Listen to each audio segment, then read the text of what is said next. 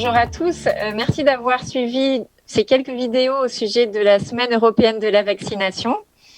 Je vais clôturer la séquence avec une 6e vidéo sur le Covid-19 et ses actualités vaccinales. Je suis le docteur Lefebvre, je travaille en maladies infectieuses au CHU de Nantes et au Centre de prévention des maladies infectieuses et transmissibles.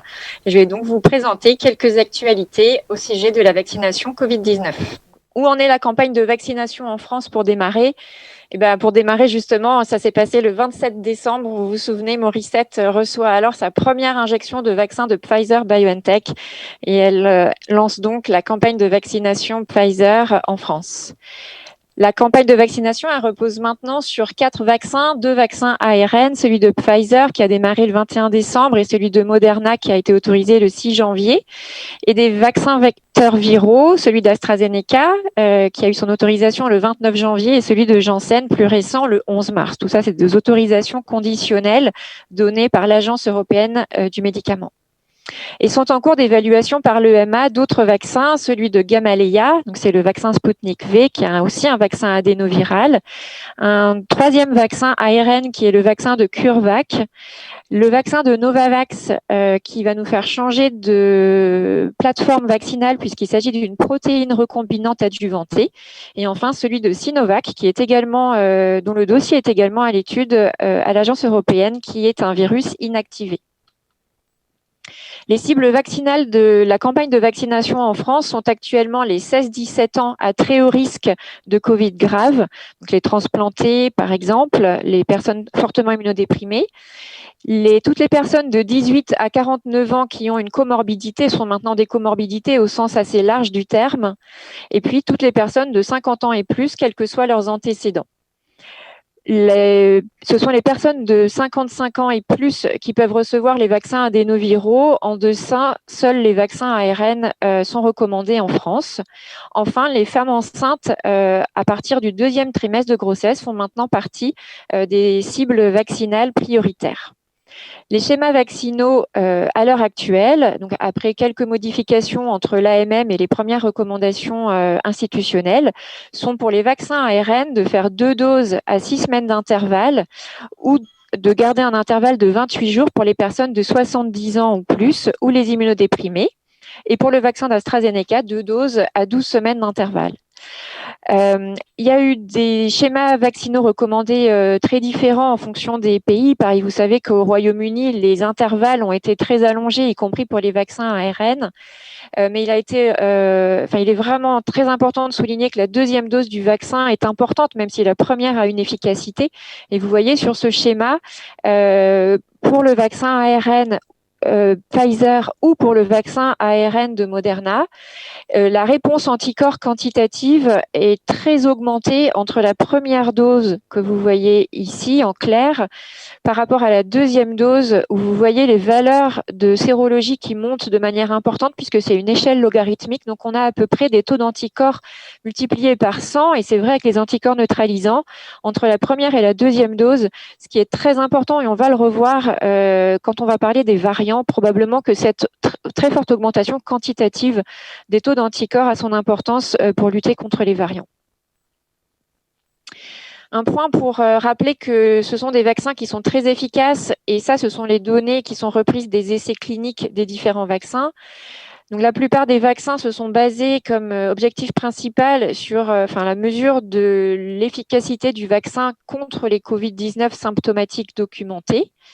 Pour ce qui est des vaccins à ARN, l'efficacité vaccinale du vaccin de Pfizer, elle est de 95% 7 jours après la 2e dose du vaccin, et pour Moderna, elle est de 94% 14 jours après la 2e dose du vaccin. Et vous voyez sur ce schéma récapitulatif des 2 vaccins, avec en haut le groupe placebo du vaccin Moderna et en rouge le groupe placebo du vaccin de Pfizer. Ce sont l'incidence cumulée des Covid symptomatique au cours du temps. Et vous voyez en bas les groupes vaccinés, Moderna ou Pfizer. Vous voyez que ces taux d'infection ne décollent pas alors qu'ils décollent très fortement et que cette différence de courbe, elle se fait autour de J10, plus exactement J12 pour Pfizer et J14 pour Moderna.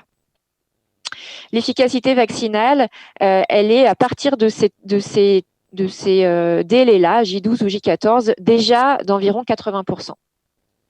Pour ce qui est des vaccins vecteurs viraux, l'efficacité du vaccin d'AstraZeneca 14 jours après la deuxième dose du vaccin est d'environ 62%.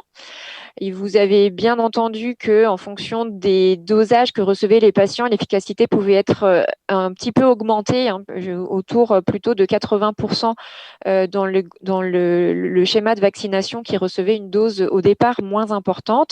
Mais il faut retenir ce qui a été retenu par l'Agence européenne de la vaccination, c'est-à-dire une efficacité vaccinale de 62%.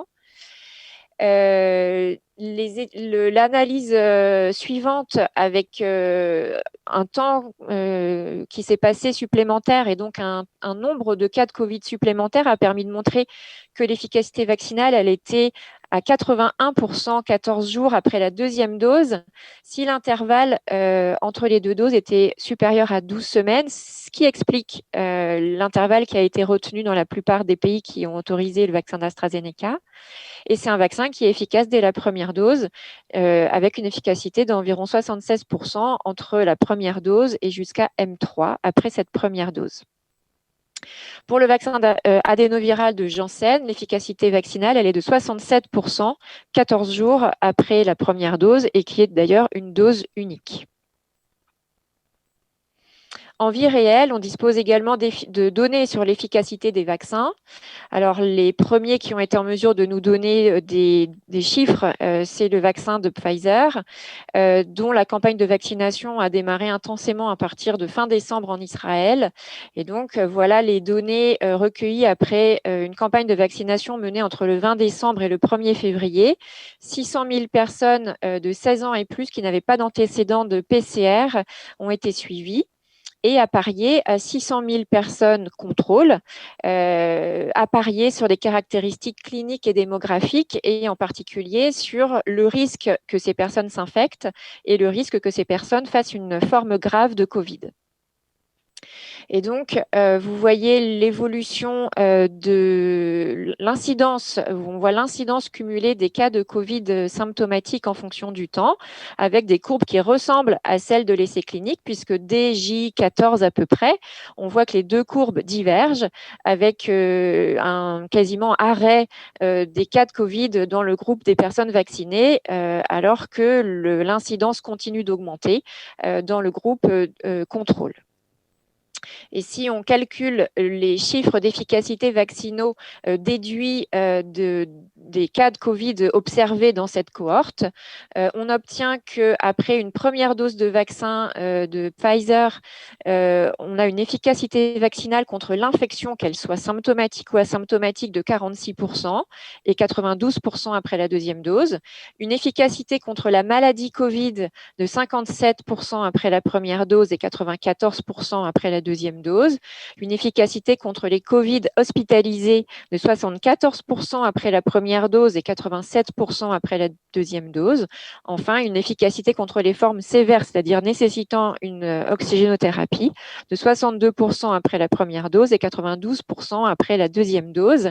On a seulement le chiffre de la protection contre les décès après la première dose, puisque dans cet essai clinique, nous n'avions pas assez de recul pour calculer l'efficacité vaccinale après la deuxième dose. Mais vous voyez qu'après déjà une dose, on évite 72% des décès liés au Covid. On a également des chiffres d'efficacité du vaccin d'AstraZeneca, donc issus des campagnes de vaccination au Royaume-Uni. Vous voyez les données ici de l'efficacité vaccinale du vaccin d'AstraZeneca et de Pfizer d'ailleurs, puisqu'ils utilisent les deux vaccins en Écosse, et on a des chiffres concordants avec des campagnes de vaccination en Angleterre. Donc l'Écosse a mené une étude observationnelle qui a concerné 5 millions de personnes. Il précise qu'entre le 8 décembre et le 22 février, date de la fin de l'étude, la couverture vaccinale avait atteint 50% de la population générale, avec des chiffres de couverture vaccinale, bien sûr, qui étaient variables en fonction des tranches d'âge, puisqu'ils ont commencé à vacciner les personnes plus âgées et les professionnels de santé.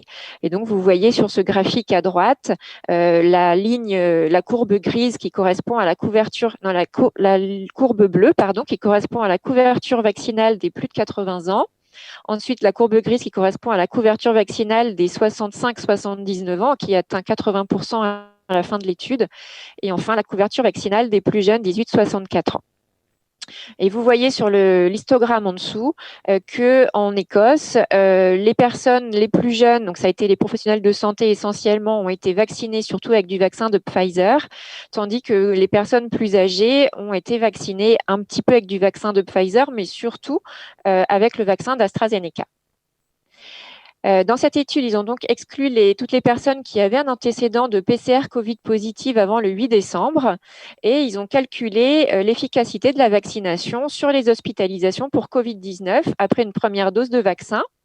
Ils ont pour cela tenu compte des facteurs confondants, c'est-à-dire des facteurs démographiques, des données cliniques, les comorbidités, etc., des facteurs sociaux, en utilisant un indice social qui est utilisé là-bas, l'exposition, la faible ou la forte exposition au virus, en particulier la profession par exemple, le fait d'avoir déjà fait plusieurs PCR avant l'étude, ou bien en tenant compte de la semaine calendaire, puisque l'évolution épidémique était très variable d'une semaine à l'autre.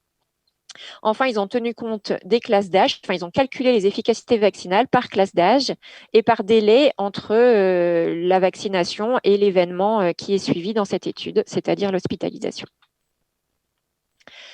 Cette étude permet donc de donner l'efficacité de la vaccination par délai après la vaccination. Alors, j'ai choisi un délai qui, à partir duquel l'efficacité vaccinale devient vraiment importante. C'est le délai de J28 à J34 après la vaccination.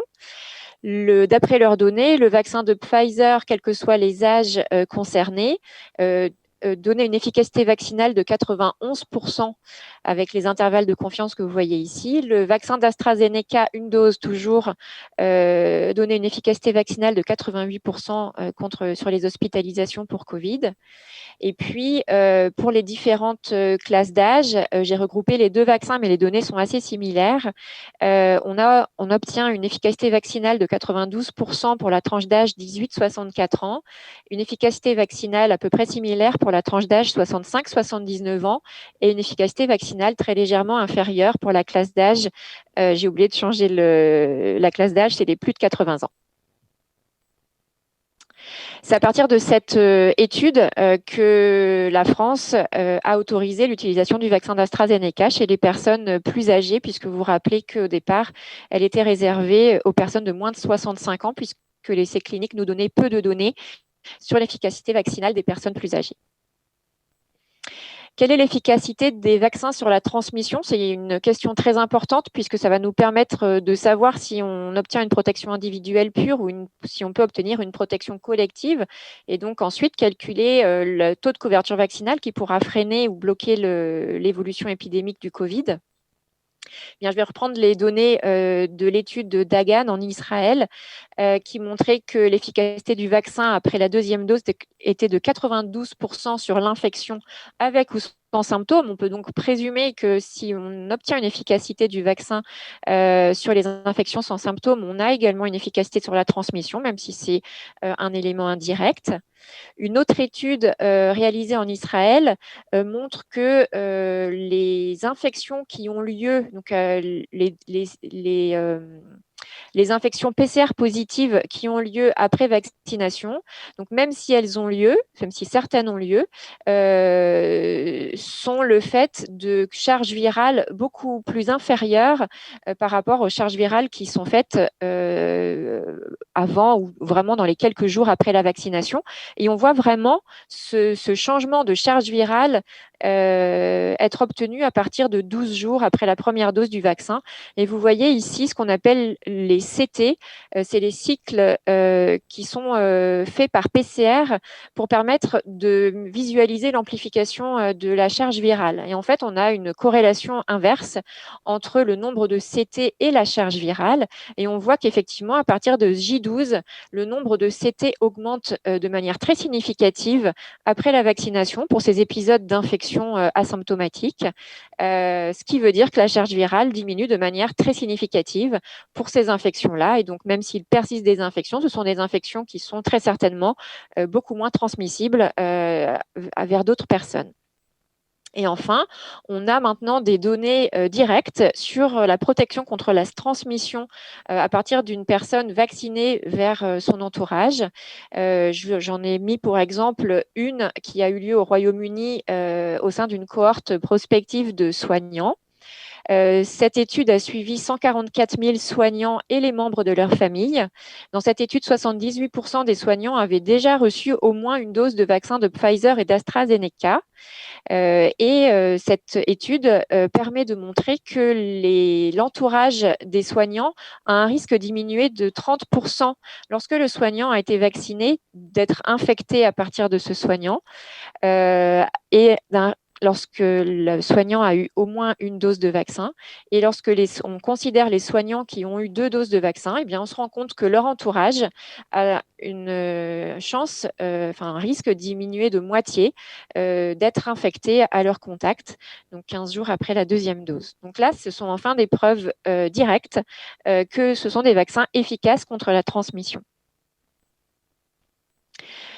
Autre question, quelle est l'efficacité des vaccins sur les variants préoccupants? C'est une question absolument essentielle pour voir comment se trame la suite de la campagne de vaccination. Ce qu'on sait, c'est que on obtient une diminution significative du pouvoir neutralisant du sérum de convalescents.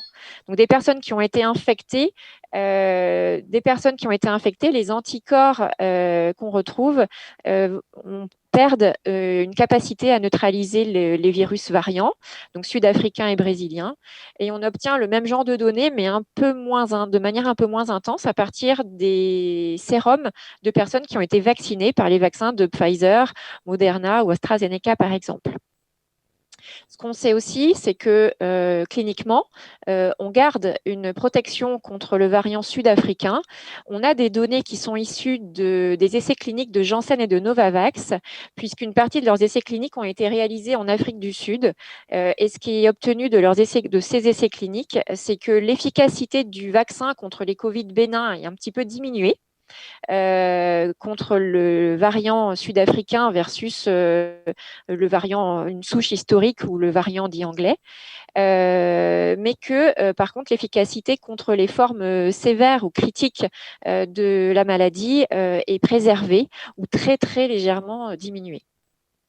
On a des données à peu près similaires avec le vaccin de Pfizer et on a même des données dans la vraie vie. C'est l'expérience du Qatar qui a été publiée tout récemment dans le New England Journal of Medicine qui montre, d'après leur expérience en vie réelle, où à partir de janvier, le variant dit anglais a été introduit, puis à partir de février-mars, le variant dit sud-africain a été introduit, avec des données au mois de mars qui montrent que à peu près 50% des souches mises en évidence là-bas sont dues au variant anglais et 50% sont dues au variant sud-africain. Eh bien, de leurs données de campagne de vaccination dans la vraie vie, on obtient des données d'efficacité vaccinale du vaccin de Pfizer sur le variant dit anglais et le variant sud-africain. Donc, qu'est-ce que ça dit? L'efficacité du vaccin sur les infections après la première dose, elle est de 17% versus 30% sur le variant anglais. Donc, on a une perte de l'efficacité du vaccin de Pfizer sur les infections symptomatiques ou asymptomatiques après une dose de vaccin. Après 2 doses de vaccin, on a une efficacité qui est de 75%, donc qui est maintenue, très légèrement diminuée, puisqu'elle était de 89,5% sur le variant anglais. Enfin, l'efficacité du vaccin de Pfizer sur les Covid-19 sévères, critiques ou mortels est maintenue à 97,4% avec les 2 variants. Donc, c'est ce qu'il faut retenir, c'est une efficacité significative, une baisse d'efficacité significative sur les infections tout venant, une petite baisse d'efficacité sur le Covid symptomatique, mais une efficacité qui reste néanmoins excellente sur les Covid les plus graves. Enfin, on a des données avec le vaccin d'AstraZeneca qui sont très très limitées puisqu'elles reposent sur une partie de leurs essais cliniques qui avaient été réalisés en Afrique du Sud. C'est un essai de phase 2 avec donc peu de volontaires et des personnes plutôt jeunes et en bonne santé. Dans cette étude, on a une diminution non significative du nombre de Covid symptomatiques dans le groupe vacciné par rapport au groupe qui a reçu le placebo. Mais en tout, on n'a aucun cas de Covid sévère puisqu'on s'adressait à des personnes jeunes et en bonne santé. Et donc, ce qu'on peut dire, c'est qu'on n'a pas d'efficacité vaccinale significative sur les Covid-19 bénins, mais qu'on n'a pas de données sur un éventuel maintien de l'efficacité du vaccin d'AstraZeneca sur les Covid sévères. Alors, petit point, on va dire positif, c'est ce que je vous montre sur cette diapositive-là que j'ai empruntée au professeur Jean-Daniel Lelièvre, qui vous montre la variabilité de certains variants en fonction des morceaux du génome du virus. Vous voyez que les mutations qui nous préoccupent particulièrement sont situées sur le gène RBD, c'est-à-dire la partie de la protéine qui va se lier au récepteur cellulaire ACE2. Et vous voyez les différentes mutations dont on entend beaucoup parler en ce moment, la mutation N500Y ou la mutation qui a lieu sur la localisation 484. Mais cette diapositive, elle vous montre que les différents variants, ils ont également d'autres mutations dans d'autres sites du génome du virus. Et ces mutations, elles sont toutes différentes les unes des autres en fonction des différents variants, alors qu'on tourne en rond. Enfin, on obtient en fait on a quasiment toujours la même mutation sur les différents variants préoccupants dont on parle actuellement. Je n'ai pas mis les mutations du variant indien, mais on a bien cette mutation 484 également, ce qui veut dire que probablement, bien que les variants émergent dans des endroits différents du globe et dans des circonstances différentes, les mutations sont récurrentes et l'évolution est probablement convergente. Et donc, c'est des points positifs à dire que peut-être le virus ne peut pas faire mieux en termes de mutation et que si on sélectionnait une mutation encore plus différente qui contrerait l'efficacité des vaccins ou de la réponse immunitaire naturelle, ce serait une mutation qui ne permettrait pas au virus de se développer, de se multiplier normalement et de poursuivre son évolution. Un mot pour terminer sur la tolérance et la sécurité des vaccins Covid-19. Alors, on a appris que c'était des vaccins qui étaient globalement très réactogènes. Également, on a vu des poussées d'hypertension artérielle après les différents vaccins dans la vraie vie. Ça a été rapporté par l'ANSM, même si ce sont des choses qui sont relativement bénignes et sans conséquences dans la majeure partie des cas. Qu'en termes de réactogénicité intense, chez des personnes les plus fragiles, on pouvait obtenir des décompensations de comorbidité. Donc, c'est un point de surveillance important quand on prescrit un de ces vaccins. Et enfin, il y avait une chose qui avait un petit peu alarmé lors de la publication des premiers essais cliniques avec les vaccins ARN, c'était la survenue de paralysie faciale plus fréquente dans les essais cliniques dans les groupes vaccinés. Et c'est un signal qui n'est pas vraiment confirmé en vie réelle. Par contre, on a vu émerger un événement qui avait été peu vu dans les essais cliniques. Il y avait simplement eu un cas dans l'essai clinique de Janssen et aucun autre dans les autres essais cliniques des vaccins adénovirus. C'est un phénomène de thrombose associé à une thrombopénie ou bien un phénomène de CIVD chez des personnes plutôt jeunes et plutôt des femmes. Ce sont des thromboses veineuses très atypiques par leur localisation en particulier, puisque ce sont surtout des thromboses veineuses cérébrales ou des thromboses veineuses planchniques ou enfin des thromboses artérielles, avec un mécanisme qui est très différent des thromboses habituelles, qui s'agirait d'un mécanisme auto-immun type TIH, avec la mise en évidence relativement souvent d'anticorps anti-PF4, qui sont effectivement les anticorps qu'on met en évidence dans le phénomène de thrombopénie induite par l'héparine. Donc, je ne vais pas rentrer dans les détails, mais des algorithmes de prise en charge ont été proposés par plusieurs sociétés savantes et elles sont disponibles sur le site, par exemple, du GFHT. L'université de Cambridge a développé un modèle qui permet de mesurer exactement le ratio bénéfice-risque du vaccin d'AstraZeneca. C'est une étude qui a été reprise avec les chiffres à l'échelle de l'Europe. Et donc, c'est un document qui est disponible sur le site de l'université de Cambridge et sur le site de l'EMA. Cette étude montre d'une part, et c'est ce qui est signifié ici en bleu, le bénéfice à recevoir le vaccin AstraZeneca en termes, ici ce qui a été choisi, c'est en termes d'hospitalisation en réanimation évitée, sachant que ces hospitalisations en réanimation pour Covid-19 sont responsables d'une mortalité d'environ 25%. Et en rouge, vous avez le risque évalué du vaccin d'AstraZeneca. Donc, ce qui a été choisi, ce sont ces fameuses thromboses avec thrombopénie, dont on sait maintenant que le risque de mortalité est entre 20 et 30%. Ce qui a été, donc le modèle a été décliné de plusieurs manières avec des risques différents. Donc celui qui a été choisi ici, c'est les hospitalisations en réanimation et en fonction de situations épidémiologiques différentes. Donc celle que j'ai retenue, c'est une situation où l'épidémie est modérée à intense, avec une incidence de 400 pour 100 000 par semaine. Et c'est l'incidence qui était à ce moment-là au Royaume-Uni lorsque le choix de poursuivre la campagne de vaccination avec l'AstraZeneca a été pris au Royaume-Uni. Donc vous voyez que dans cette situation épidémiologique, on a toujours un gain en termes populationnels à utiliser le vaccin d'AstraZeneca par rapport au risque de faire des thromboses. Donc c'est vrai à la fois à l'échelle collective et à l'échelle individuelle. Et on va dire que si on devait retenir une classe d'âge où il pouvait y avoir un déséquilibre entre ce risque et ce bénéfice, c'est à partir de 30 ans. Et c'est donc la classe d'âge qui a été retenue par le Royaume-Uni pour ne pas utiliser le vaccin d'AstraZeneca. Quelle vaccination pour certaines populations particulières? Chez les personnes qui ont un antécédent de Covid-19, il est recommandé de donner une dose unique de vaccin 3 à 6 mois après l'infection, qu'il y ait eu ou pas des symptômes, et y compris si l'infection a eu lieu après une première dose de vaccin. Donc une dose de vaccin, puis la personne s'infecte, peut-être qu'elle était déjà en incubation au moment de sa vaccination, par exemple, eh bien, la recommandation est la même, c'est de faire seulement une dose de vaccin 3 à 6 mois plus tard. Pour les femmes enceintes, la vaccination est recommandée à partir du 2e trimestre de grossesse. Elle peut être poursuivie normalement si une première dose de vaccin a été donnée et la grossesse découverte juste après cette vaccination.